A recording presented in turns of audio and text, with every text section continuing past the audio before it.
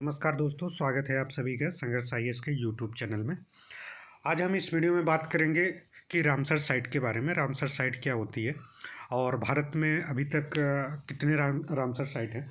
हालांकि 2 अभी नए रामसर साइट शामिल किए गए भारत में। टोटल हो गए 49 हो गए। तो इसी को मद्देनज़र देखते हुए आगामी जो एग्ज़ाम है यूपीपीसीएस का है या बीपीएससी का या अन्य एग्ज़ाम जो है, क्योंकि रामसर साइट एक महत्वपूर्ण क्वेश्चन बनता है, यहाँ से काफ़ी ज़्यादा चर्चित में रहता है और इससे काफ़ी ज़्यादा नुकसान होता है एक्चुअली देश के इन्वायरमेंट से रिलेटेड चीज़ें हैं। ठीक है, तो रामसर साइट के बारे में देखेंगे। रामसर होता क्या है, ठीक है, वेटलैंड क्या होते हैं, आर्द्रभूमि क्या होती है, और आर्द्रभूमि के बारे में देखेंगे। आर्द्रभूमि कहाँ से किस तरह की है, तो पहले हम देखते हैं कि इसके बारे में। चलिए देखते हैं आर्द्रभूमि क्या होता है। आर्द्रभूमि एक ऐसा क्षेत्र होता है ना, जैसे कि जहाँ पे आपका जल का भी पार्ट हो और किसका स्थल का पार्ट हो, दोनों का। ठीक है, मान लीजिए इस तरह से एक ये जल का पार्ट हो गया, इस तरह का एक आपका स्थल का पार्ट, ये लैंड हो गया, क्या हो गया, लैंड, और ये हो गया आपका वाटर। तो इस तरह के जो ये संक्रमण क्षेत्र है, इस संक्रमण क्षेत्र को ही, ट्रांजेक्शन जोन को ही, यहाँ पे लैंड, पानी और लैंड, टेरेस्ट्रियल दोनों का सम्मिलित रूप ही आर्द्रभूमि कहलाती है। आर्द्र भूमि मतलब वेट और लैंड, ठीक है, वेटलैंड, इसके कारण से इसे जाना जाता है। ये काफ़ी महत्वपूर्ण होते हैं, यहाँ पे पारिस्थितिक तंत्र काफ़ी महत्वपूर्ण होते हैं, इसलिए इसे वेटलैंड को संरक्षण करने के लिए रामसर में एक सम्मेलन हुआ था, और ये सम्मेलन द्वारा रामसर साइट को संरक्षित किया जाता है और किस रामसर साइट कौन सी भूमि होती, कौन सा ऐसा स्थल होता है जो रामसर साइट के अंतर्गत आता है। इस सब के बारे में चर्चा करते हैं। ठीक है, चलिए देखते हैं। देखिए रामसर स्थल क्या होते हैं, ठीक है, what is the Ramsar site. ठीक है, तो हम देखते हैं रामसर साइट में क्या होता है। रामसर आर्द्र भूमि, नम भूमि होती है। कैसी भूमि होती है, नम भूमि होती है, जिन्हें रामसर क्या कहा जाता है, जिन्हें रामसर कन्वेंशन के तहत अंतर्राष्ट्रीय महत्व दिया जाता है। क्या दिया जाता है, अंतर्राष्ट्रीय महत्व दिया जाता है। अंतर्राष्ट्रीय महत्व की आर्द्र भूमि पर रामसर सम्मेलन विशेष रूप से जल पक्षी आवास के रूप में आर्द्र भूमि के अंतर्राष्ट्रीय महत्व की आर्द्र भूमियों पर रामसर सम्मेलन अंतर्राष्ट्रीय महत्व की आर्द्र भूमियों पर रामसर सम्मेलन विशेष रूप से जलपक्षी आवास के रूप में आर्द्र भूमि के संरक्षण और सतत उपयोग के लिए एक अंतर्राष्ट्रीय संधि है। क्या है, संरक्षण और सतत उपयोग के लिए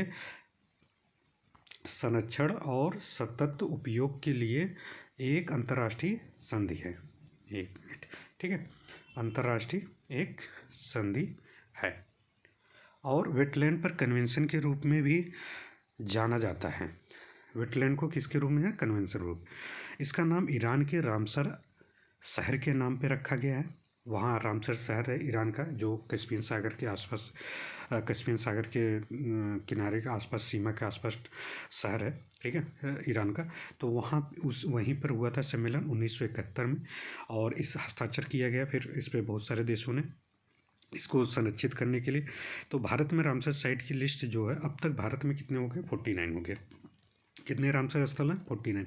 अब इन स्थलों का खतरा मंडरा रहा है, मतलब इसको सही से संरक्षित नहीं किया जा रहा, कहीं ना कहीं ये डिक्लाइन की ओर जा रहे हैं।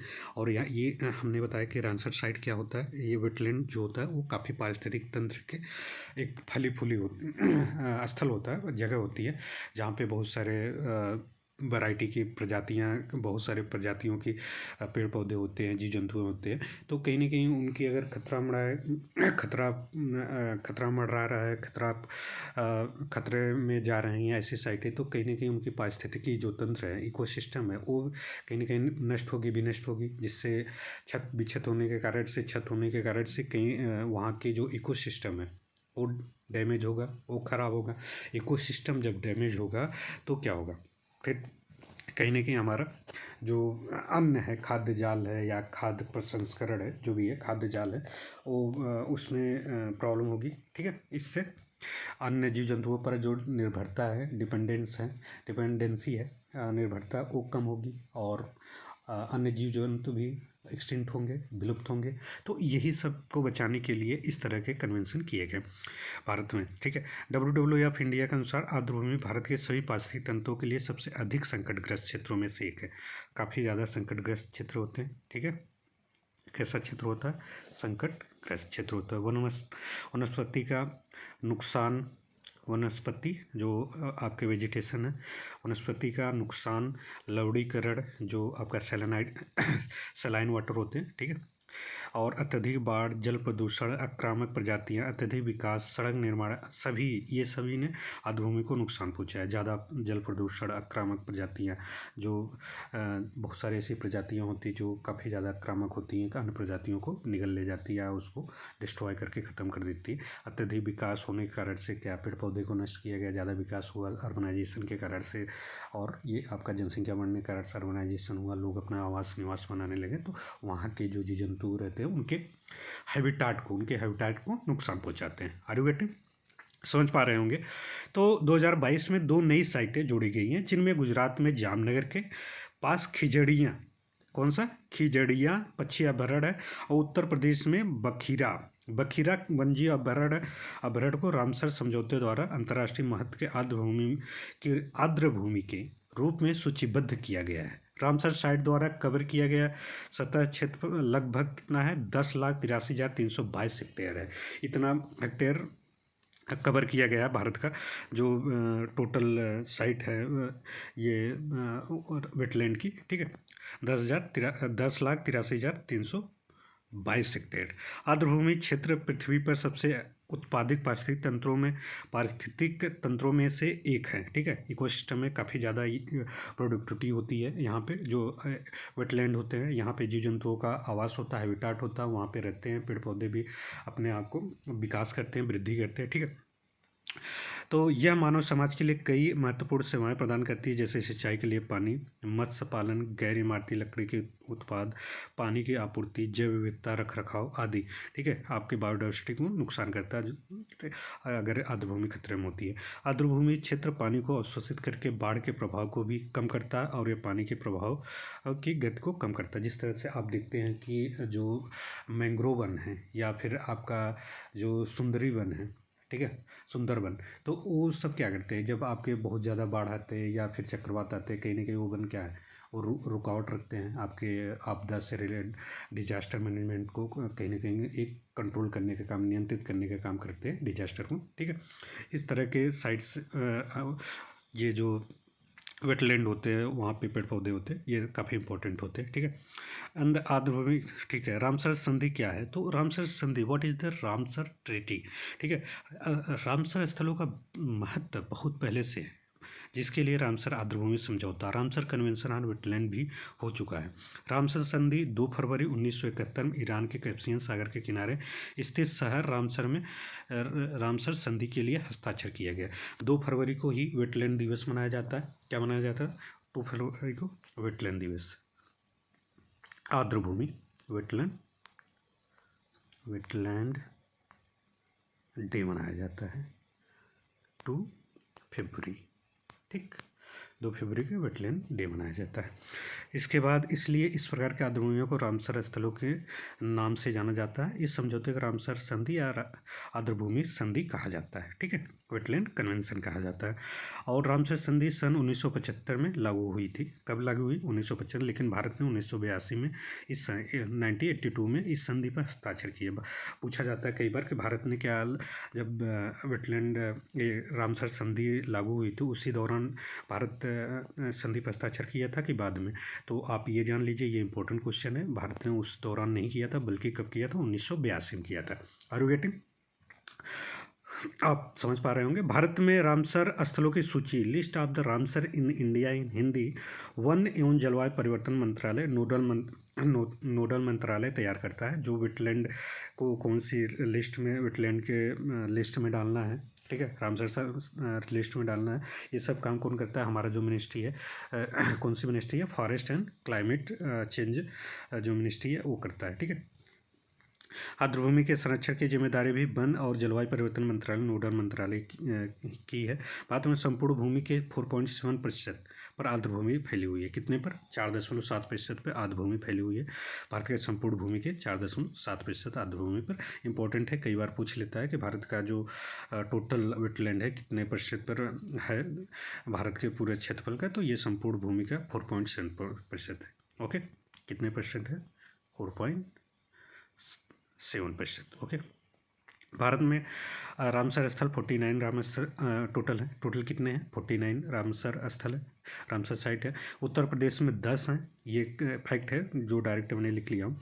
राजस्थान में सिर्फ 2 रामसर स्थल हैं। भारत का सबसे बड़ा रामसर स्थल जो है रामसर साइट कौन से है? पश्चिम बंगाल में है, सुंदरबन वेटलैंड में है।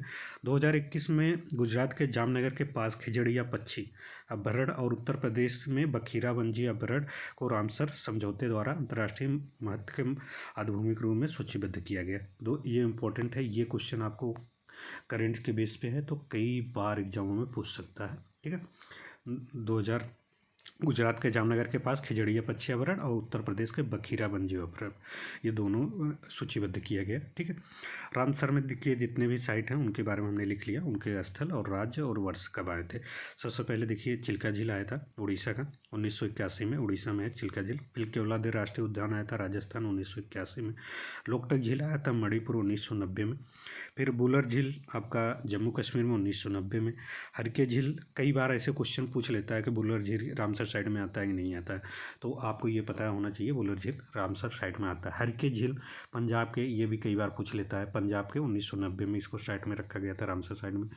सांभर झील राजस्थान में। तो आपको इतना तो जानकारी होनी चाहिए कि आइडिया मिलना चाहिए कि हाँ भाई ये रामसर साइड के अंतर्गत आता है, ये झीलें ये इस महत्व के लिए हैं। ठीक है, कई बार मेंस में क्वेश्चन इससे रिलेटेड क्वेश्चन बना लेता है यूपीएससी से या यूपीपीसीएस हो गया, बट प्रीलिम्स में क्वेश्चन कई बार इससे पूछा गया है। अगर आप देखेंगे यूपीपीसीएस में पूछा गया, यूपीएससी में पूछा गया, बीपीएससी में बहुत सारे एग्जामों में यहाँ से क्वेश्चन बराबर पूछता रहता है।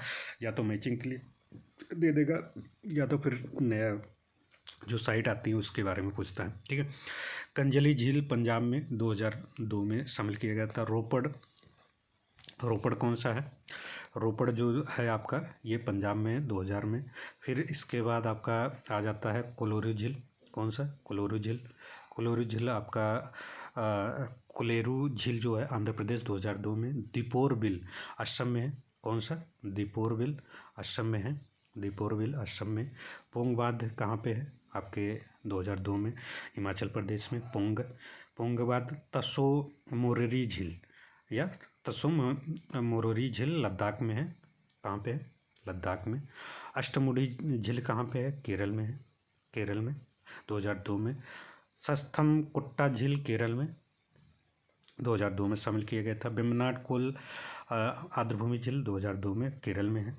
भोज वेटलैंड मध्य प्रदेश में 2002 में, कई बार पूछ लेता है भोज वेटलैंड कहाँ पे है और ये क्या रामसर साइट में है, तो ये मध्य प्रदेश में 2002 में शामिल किया गया था। ठीक है, इसका भितरकनिका मैंग्रोव कहाँ पे है? उड़ीसा में। ठीक है, नेक्स्ट हम देखते हैं। नेक्स्ट है आपका जो पॉइंट कैलिमेरे वन्यजीव और पक्षी अभ्यारण्य, ये कहाँ पे? तमिलनाडु में। कई बार क्वेश्चन पूछा है पॉइंट कैलिमेरे वन्यजीव और पक्षी अभ्यारण्य तमिलनाडु 2000 में। पूर्व कोलकाता आर्द्रभूमि पश्चिम बंगाल में। चंदेर टल वेटलैंड हिमाचल प्रदेश में। रेडुका वेटलैंड हिमाचल प्रदेश में 2005 में शामिल किया गया 2005 में। होकेरा वेटलैंड होकेरा वेटलैंड या होकेरसर वेटलैंड या होकेरा वेटलैंड, थोड़ा सा इसका प्रोनाउंसिएशन थोड़ा सा टफ है। ठीक है, होकेरसर या होकेरा याद कर लीजिएगा, जम्मू कश्मीर में है। ठीक है, 2005 में। सुरिनसर मानसर झील जम्मू कश्मीर में है 2005 में, 23वां है। रुद्रसागर झील त्रिपुरा में, कई बार क्वेश्चन इससे पूछ सकता है और पूछा हुआ भी है। रुद्रसागर झील त्रिपुरा में, ऐसे डायरेक्ट पूछ लेता है रुद्रसागर कहाँ पे? त्रिपुरा में। ठीक है, नेक्स्ट है कि ऊपरी गंगा नदी जो ब्रजघाट से नरोरा खिंचाव तक है उत्तर प्रदेश में, कई बार पूछा हुआ है। ठीक है, इसको देख लीजिएगा। नल सरोवर या नल सरोवर पक्षी अभ्यारण्य गुजरात में, कई बार क्वेश्चन पूछा है। सुंदरबन डेल्टा मोस्ट इंपॉर्टेंट, कई बार पूछा हुआ है। ठीक है, डेल्टा पश्चिम बंगाल में है। नंदूर मध्यमेश्वर नंदूर मध्यमेश्वर महाराष्ट्र में है, ठीक है, 2019 में। नवाबगंज पश्चिम अब्रड़ उत्तर प्रदेश यूपी में जो एग्ज़ाम दे रहे हैं, यूपी पीसीएस का एग्ज़ाम, यूपी से रिलेटेड जो एग्ज़ाम है उसके लिए मोस्ट इंपॉर्टेंट है। यूपी के जितने भी साइट है, कई बार पूछा हुआ भी, आप उसको याद कर सकते हैं। और नई वाली जो साइट है उसको भी, नवाबगंज पश्चिम अब्रड़ कहाँ, उत्तर प्रदेश में, 2019 में, ठीक है। नेक्स्ट है आपका केशुपुर मियानी कम्युनिटी रिजर्व पंजाब में 2019 में। ब्यास संरक्षण परियोजना पंजाब में 2019 में। नांगल बंजीव अभ्रड़ पंजाब में 2019 में। सांडी पच्छी अभ्रड़ उत्तर प्रदेश 2019 में। समसपुर पच्छी अभ्रड़ उत्तर प्रदेश 2019 में। समन पच्छी अभ्रड़ उत्तर प्रदेश में, समन वाला उत्तर प्रदेश 2019 में। समसपुर पच्छी अभ्रड़ उत्तर प्रदेश 2019 में। सांडी पच्छी अभ्रड़ उत्तर प्रदेश 2019 में। नांगल बंजी अभ्रड़ पंजाब में है 2019 में, ठीक है। पार्वती अरंगा पर्वत जो पश्चिम अभ्रड़ उत्तर प्रदेश में 2019 में। सरसई नावर उत्तर प्रदेश में है 2019 में। आसन कंजर्वेशन रिजर्वेशन उत्तराखंड में है। कावरताल मोस्ट इम्पॉर्टेंट है, कावरताल ये पूछा हुआ है बिहार के एग्जाम में, ठीक है। कावरताल बिहार में 2020 में। लोनार झील महाराष्ट्र में 2020 में। सुर सरोवर झील किथम झील उत्तर प्रदेश में 2020 में। तसोकर आर्द्रभूमि लद्दाख में 2020 में, ठीक है। सुल्तानपुर राष्ट्रीय उद्यान हरियाणा 2021 में। और इसके बाद आपका भिंडवास वन्यजीव अभ्रड़ हरियाणा 2021 में। थोल झील वन्यजीव अभ्रड़ गुजरात 2021 में। और वाधवाना आर्द्रभूमि वाधवाना ये इम्पोर्टेंट है, 46, 47, 48 थोल, और 44 से लेकर काफ़ी इम्पोर्टेंट है क्योंकि ये नहीं है। 43 से लेकर 2021 ले सुल्तानपुर राष्ट्रीय हरियाणा। भिंडावास वन्यजीव अभ्रड़ जो है हरियाणा में 2021। थोल झील वन्यजीव अभ्रड़ गुजरात में 2021 में। बांधवाना आर्द्रभूमि क्षेत्र गुजरात 2021 में। हैदरपुर वेटलैंड उत्तर प्रदेश 2021 में। खिजड़िया मोस्ट इम्पॉर्टेंट जो आज अभी हाल फिलहाल में गुजरात में 2022 में। बखीरा वन्यजीव अभ्रड़ उत्तर प्रदेश 2022 में। मोस्ट इम्पॉर्टेंट जितने थे आप इसको देख लीजिएगा रोक कर, थोड़ा से अगर थोड़ी सी स्पीड तेज़ हो तो आप स्पीड कम कर लीजिएगा, अगर स्पीड धीमी हो तो तेज़ करके आप देख लीजिएगा। 5 मिनट का काम है, 5 मिनट में सारे अभ्रड़। एक क्वेश्चन आपके यहाँ से पक्का है 2 नंबर के, ठीक है।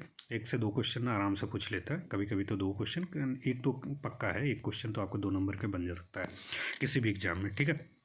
यदि वीडियो आपको अच्छा लगता है लाइक करिएगा, शेयर करिएगा यार दोस्त, जिससे ज़्यादा से ज़्यादा लोगों को लाभ पहुँचे, ठीक है। मेरा कोशिश है इस बार के यूपीएससी या यूपीपीसीएस, खास करके यूपीपीसीएस टारगेट बैच स्टार्ट किया हूँ, ये रिवीजन सीरीज स्टार्ट की हूँ। ये रिवीजन में इसमें बहुत ज़्यादा हम फैक्ट या बहुत ज़्यादा वही चीज़ें पढ़ाया जा रहा है जो आपसे आपका एग्जाम क्वालिफाई कर जाए। बहुत ज़्यादा फैक्ट, बहुत ज़्यादा आपको कॉन्सेप्ट बताने से मतलब नहीं है, आपका प्रीलिम्स हो जाए। हम खास करके 22 जून का जो प्रीलिम्स है बीपीएससी का, 30 अप्रैल का, इन दोनों के लिए फोकस किया जाता है करंट, ठीक है।